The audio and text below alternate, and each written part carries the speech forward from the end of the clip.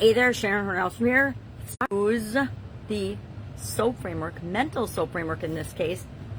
Step 4, progress to supersize and grow your business. Today we're talking about progress, which is the 4th step of our SOAP framework or our SOAP process. It's a process I've been using since 2020 to keep me moving forward and to actually share a tool that's helped me for a long time. I didn't call it the SOAP process. I've always used this same 4-step process.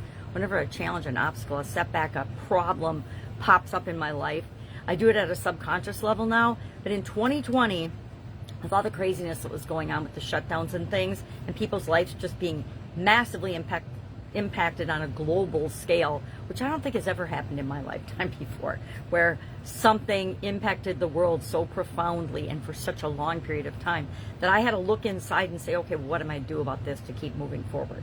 And I came up with and identified that I had a process, but I wanted to make it a little more formal so I could use it on purpose and so I could share it with other people. And that's how the SOAP framework was born.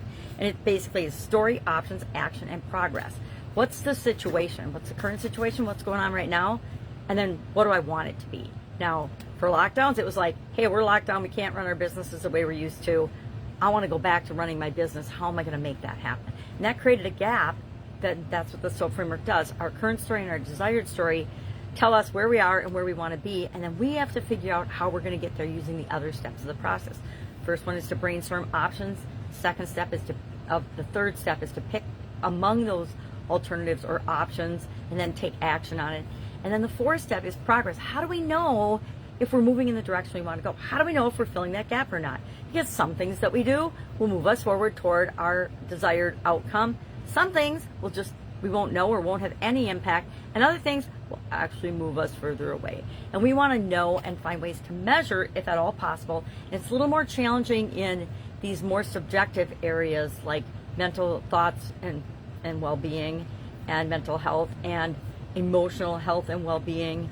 I mean, when it comes to financial or physical, there's really easy ways to measure, hard, concrete ways and numbers to measure and look at.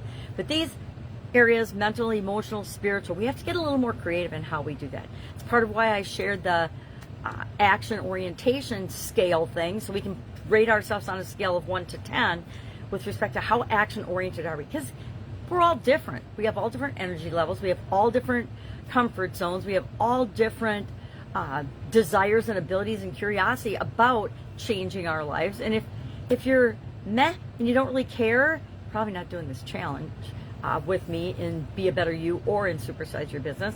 But the truth is, we are in charge of ourselves. Only we can control ourselves. And we want to do that so we can live the best possible life we can, right? I've been talking to some people lately that are acquaintances with my kids, and it's just like, guys, I know you're young, but your life doesn't have to be this hard. It doesn't have to be where an entire generation is medicated on antidepressants, right?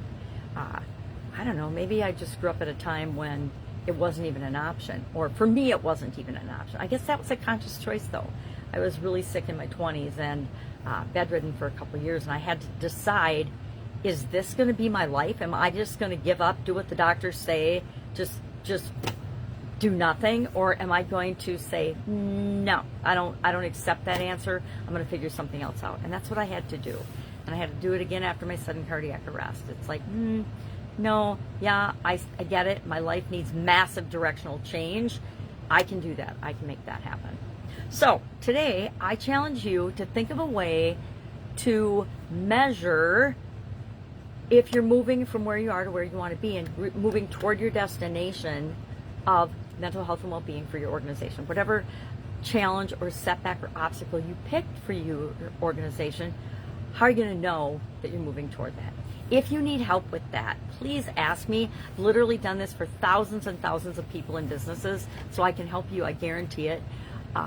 If you're stuck and you're not sure how to measure something, like I said, if I don't know how to measure something, I just make something up. I make up my own tool, and then I use that, and I test it and tweak it, and then I make it my own, or I switch it out when that tool becomes less effective, or I come across a better tool, right? There's always other people way smarter than me creating apps and tools and all kinds of things. So I continually learn and I'm curious and look for those. I encourage you to do the same. All right, have an awesome day. If I can help, let me know. Otherwise, I will be with you tomorrow.